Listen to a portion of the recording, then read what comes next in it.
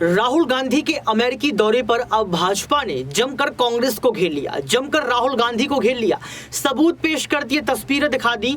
तस्वीरों में यह दिखा दिया कि राहुल गांधी के बगल में जो बैठा है वो शख्स कौन है। यानी कि टिट फॉर टैट की राजनीति की जा रही है। जिस तरीके से कांग्रेस पार्टी ने अडानी के मुद्दे को लेकर भाजपा को घेरा था, भाजपा के सबूतों को पेश कर दिया था, उसी तरीके से स्मृति ईरानी ने राहुल गांधी को घेर लिया है। राहुल गांधी के सबूत पेश कर दिए, तस्वीरें दिखा दी और ये बता दिया कि राहुल गांधी का अमेरिकी दौरा सच्चे मायने में था क्या। नमस्कार, आपके साथ मैं हूं ऋतिक सविता। स्वागत है आपका नेक्स्ट 9 न्यूज पॉलिटिकल बाइट में। दर्शकों, पहले आप स्मृति ईरानी को सुनिए कि आखिर वो किस तरीके से यहां पर राहुल गांधी के लिए दूध का दूध पानी का पानी कर रही हैं। राहुल गांधी के यूएस विजिट के संदर्भ में प्रेस कॉन्फ्रेंस में आप सब पधार कर हमारी बात देश को पहुंचाना चाह रहे हैं। मेरे हाथ में वो तस्वीर है जिसमें एक ऐसी महिला विद्यमान है श्री गांधी के साथ जिनका नाम सुनीता विश्वनाथ है। ये तस्वीर अमेरिका में राहुल गांधी की उनकी मुलाकात की है।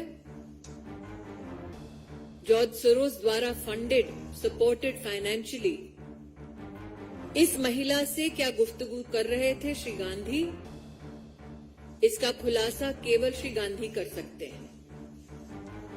लेकिन प्रश्न ये उठता है, भारतीय जनता पार्टी ने स्वयं इस विषय को पहले भी उठाया था कि किस प्रकार से जॉर्ज सोरोस हिंदुस्तान में लोकतांत्रिक तरीके से चुनी हुई सरकार को हटाना चाहते हैं। जब जॉर्ज सोरोस के इरादे हर हिंदुस्तानी को पता थे, तब भी ऐसी क्या मजबूरी थी कि श्री गांधी ने जॉर्ज सोरोस की एक सहयोगी समर्थक के साथ अमेरिका में जाकर मीटिंग की। पब्लिक डोमेन में, इंटरनेट पर ये जानकारी भी उपलब्ध है कि श्री गांधी की 4 जून की न्यूयॉर्क की बैठक में रजिस्ट्रेशन के लिए एक व्यक्ति का नाम और नंबर दिया गया। उस व्यक्ति के, श्री अंसारी, उनके संबंध पाए गए Islamic circle of North America से। Islamic circle of North America के बारे में 28 फरवरी 2019 में यूएस कांग्रेस में, हाउस ऑफ रिप्रेजेंटेटिव्स में एक रेजोल्यूशन के बारे में कहा गया कि इसका संपर्क और संबंध जमाते इस्लामी के साथ है। ऐसा क्यों है कि पब्लिक डोमेन में जिनका संबंध और संपर्क जमाते इस्लामी के साथ है, उनका सहारा लेने की कांग्रेस पार्टी को नौबत आ पड़ी। जॉर्ज सोरोस का और उनके द्वारा फंडेड संगठनों का राहुल गांधी से ताल्लुक नया नहीं, पुराना है। एक और प्रकाशन में यह स्पष्ट हुआ है, इंटरनेट पर भी ये फोटोग्राफ्स उपलब्ध हैं। सलील शेट्टी नाम के एक सज्जन ने, जो ग्लोबल उपाध्यक्ष हैं ओपन सोसाइटी के, जॉर्ज सोरोस के संस्थान है, उनके साथ राहुल गांधी ने भारत जोड़ो यात्रा की।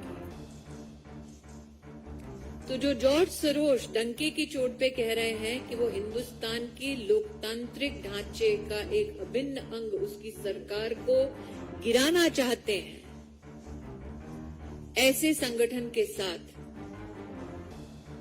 और उस संगठन से संबद्ध लोगों के साथ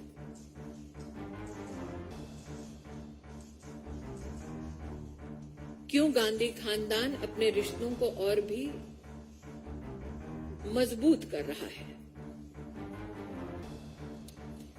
आप सबके ध्यान में आया होगा, भारतीय जनता पार्टी के कार्यकर्ता भी जानते हैं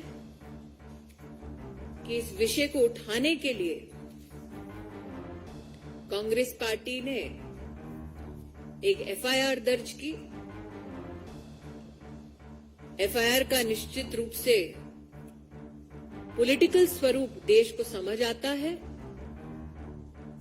जून का महीना है, आपातकाल की याद निश्चित ताजा करते हुए गांधी खानदान ने पुनः देश को यह प्रमाण दिया है,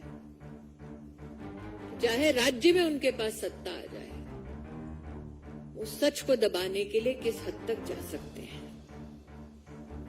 लेकिन सत्य ये है, पब्लिकली अवेलेबल डॉक्यूमेंट्स में, कि जिनका सहारा लेके उन्होंने मीटिंग की, उनका संबंध जमाते इस्लामी के साथ है। जिनके साथ उन्होंने मीटिंग की, उनका संबंध जॉर्ज सोरोस से है। राजनीति नहीं, राष्ट्रनीति की दृष्टि से अगर सोचे तो सवाल वाजिब है कि जो व्यक्ति कहता है कि आपके देश की सरकार को वो किसी भी कीमत पर कितने भी पैसे देकर उखाड़ फेंकेगा, जो विदेशी कहता है, उसके साथ ये रिश्ता क्या कहलाता है।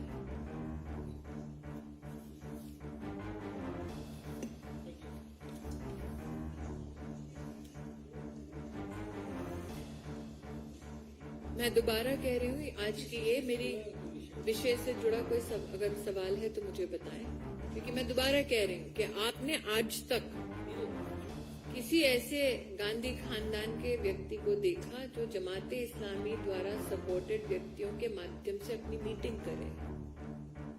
आपने आज तक अपनी पूरी पत्रकारिता के करियर में क्या कभी किसी राजनेता को देखा जो ये कहे कि हम उनके साथ जुड़ते हैं जो हिंदुस्तान की डेमोक्रेटिकली इलेक्टेड सरकार को उखाड़ फेंकना चाहते हैं? मैंने ये भी नहीं कहा प्रज्ञा, मेरे हाथ में एक और आर्टिकल है जिसमें एक पत्रकार ने ये कहा है। मैं जानबूझकर पत्रकार और पब्लिकेशन का नाम नहीं ले रही ताकि पत्रकार को कोई आंच ना आए, लेकिन ये सारा डिटेल पब्लिक डोमेन में उपलब्ध है।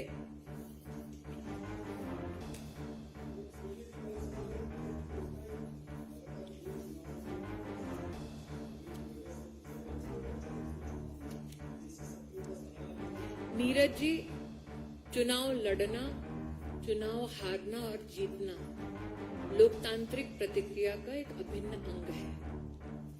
लेकिन मेरे जीवन में कम से कम राजनीति के 20 साल में मैंने कभी नहीं देखा कि कोई सत्ता के लिए इतना मोहित हो कि वो उनसे हाथ मिलाए जिनका संबंध जमाते इस्लामी से है। सत्ता के लिए इतना मोहित हो, इतना आकर्षित हो कि उनसे मुलाकात करें जो आपकी देश की व्यवस्थाओं को उखाड़ फेंकने का ऐलान करते हैं धड़ल्ले से।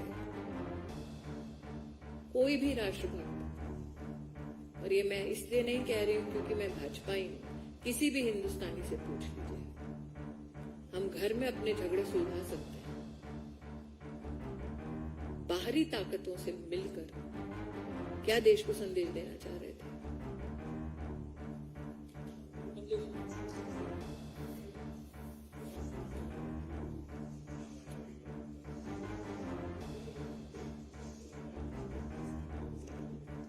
मैं दोबारा कह रही हूं सर, उनका जो रजिस्ट्रेशन का प्रोसेस था उसमें जिस सज्जन का नाम नंबर है अवेलेबल है पब्लिकली, उसका संबंध Islamic circle of North America के साथ है, जिसका हाउस ऑफ रिप्रेजेंटेटिव्स में ये रेजोल्यूशन कहता है संबंध जमाते इस्लामी से है। ये पब्लिकली अवेलेबल रिकॉर्ड है। तो जो एफआईआर की है उसमें लिखा है एनिमिटी पैदा करने वाला ये वाक्य है। किसके देखा आपने इस वीडियो को देखने के बाद आपको पता लग गया होगा कि किस तरीके से यहाँ पर जो है स्मृति ईरानी ने जमकर राहुल गांधी को घेरा, राहुल गांधी के लिए सबूत पेश कर दिए, तस्वीरें दिखा दी और अमेरिकी दौरे पर खुलासा कर दिया कि आखिर कनेक्शन क्या है। अब देखना ये पड़ेगा कि इन सबूतों को देखने के बाद, इस प्रतिक्रिया को सुनने के बाद राहुल गांधी क्या कुछ कहते हैं और कांग्रेस पार्टी कैसे भाजपा को घेरने का प्रयास करती है। आज के लिए सिर्फ इतना ही। देखते रहिए नेक्स्ट 9 न्यूज पॉलिटिकल बाइट।